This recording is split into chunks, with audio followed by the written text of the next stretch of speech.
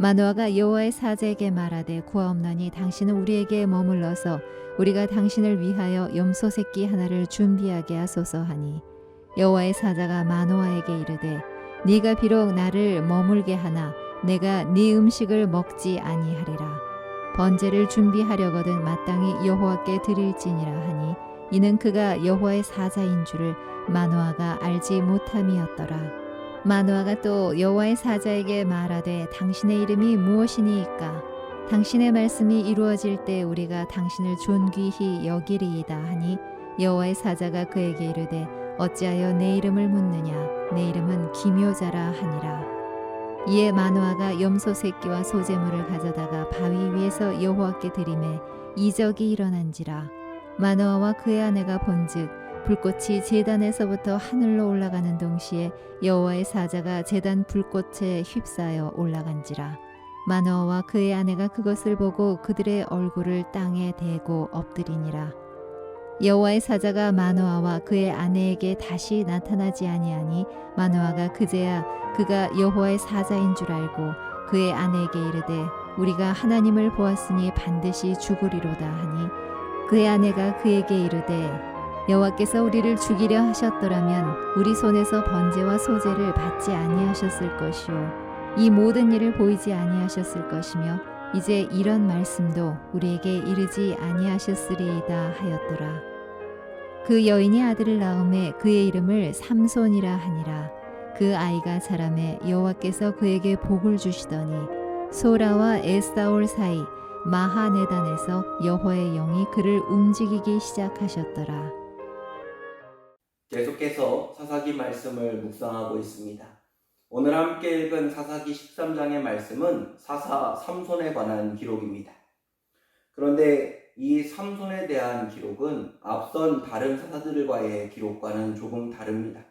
그 출생부터 그의 죽음까지 다 기록되어져 있으며 총 96절, 4장에 이르는 분량을 차지하고 있습니다.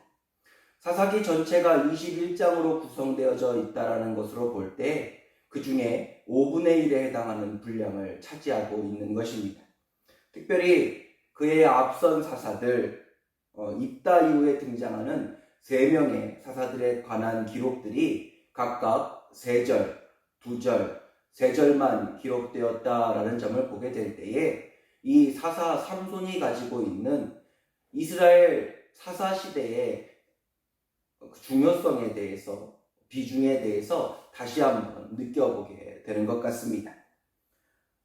사실 이 삼손에 대한 기록은 이스라엘을 바라보시는 하나님의 마음, 이스라엘에 해왔던 끊임없는 실수들, 그리고 넘어지는 장면들을 그의 삶을 통해 잘 보여주고 있습니다. 오늘 함께 읽은 장면은 삼손의 아버지 마노아가 하나님의 사자를 만나는 장면으로 시작하고 있습니다. 마노아는 단지파 사람입니다. 당시 이스라엘은 블레셋의 지배하에 압제와 노략을 당하고 있었습니다. 특별히 남쪽과 또 서쪽의 국경이 맞닿아 있었던 단지파와 유다지파의 피해는 극심했을 것입니다.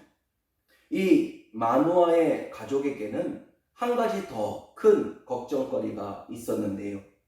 바로 자녀가 없었다라는 것입니다. 앞선 2절 말씀에 따르면 마노아의 아내가 임신하지 못했다 기록하고 있지요. 떠돌아다니는 유랑의 시기를 마치고 이제 막 정착의 생활을 시작했던 그들입니다. 유목 생활과 농경 생활에 있어 가장 큰 차이는 풍부한 노동력의 유무일 것입니다. 그것이 가족이라면 그들의 풍요로움과 그들의 소유는 더하여질 것입니다. 그렇습니다. 당시 사회에 있어서 가장 큰 축복은 번성의 축복이었고 반대로 가장 큰 저주는 태의 문이 닫히는 것이었습니다. 실제로 하나님께서 이스라엘 백성들에게 축복의 말씀을 주실 때, 또 저주의 말씀을 주실 때 이 자녀의 축복을 말씀하셨다는 사실을 우리는 기억할 필요가 있습니다. 이처럼 당시 이스라엘 백성들에게 후손이 없다라는 말은 하나님께 받은 기업, 가나안 땅의 소유권의 불확실성을 의미하고 있습니다. 하나님께 저주를 받았기에 그렇게 자신과 가족들이 하나님의 언약 안에서 약속에서 제외될 수도 있다라는 두려움. 적어도 이스라엘 백성들에게는, 하나님을 믿고 따르는 그들에게는 가장 큰 문제였던 것입니다. 밖으로의 어려움도 문제이지만 안으로의 어려움은 더 큰 문제가 될 수밖에 없습니다. 얼마나 그들이 애절했을까 쉽게 짐작해 볼 수 있는 부분입니다. 그러던 그들에게 하나님의 사자가 찾아왔습니다. 앞선 말씀에서는 먼저 마노아의 아내에게 찾아와 말씀을 주셨습니다. 이스라엘을 구원할 아들이 너에게서 태어나리라 라고 말이죠.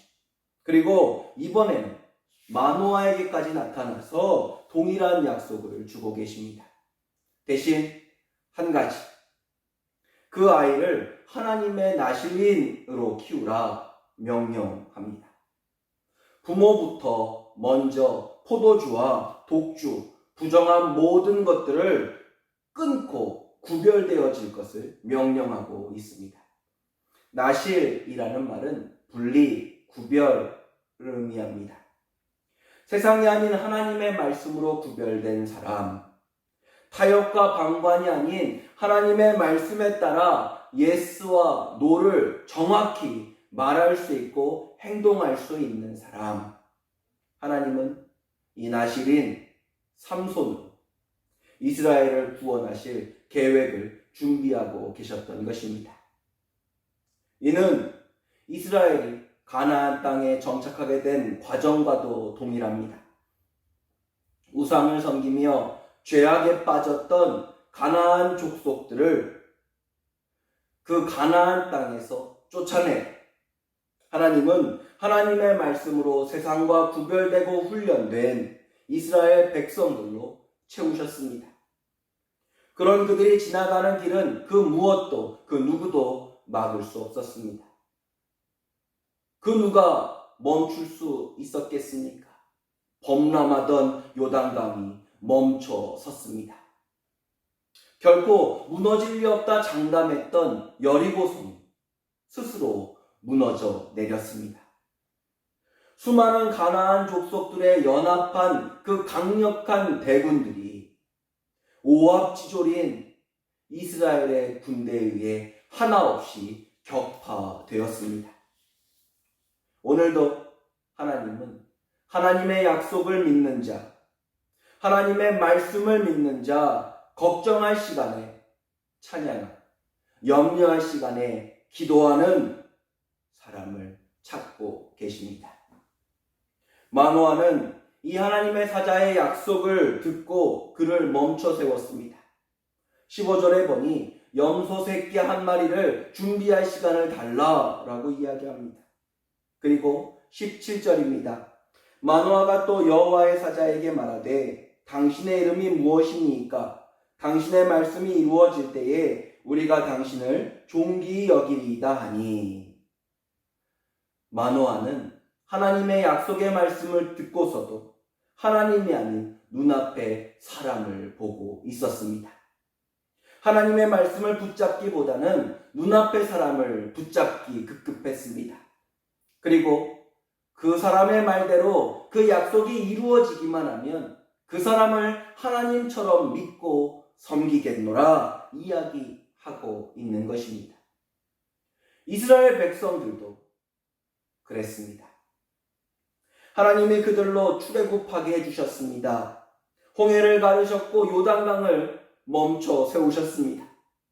만나와 메추라기로 먹이시고 반석에서 물이 솟아나오게 하셔서 그들의 갈증을 해결해 주셨습니다.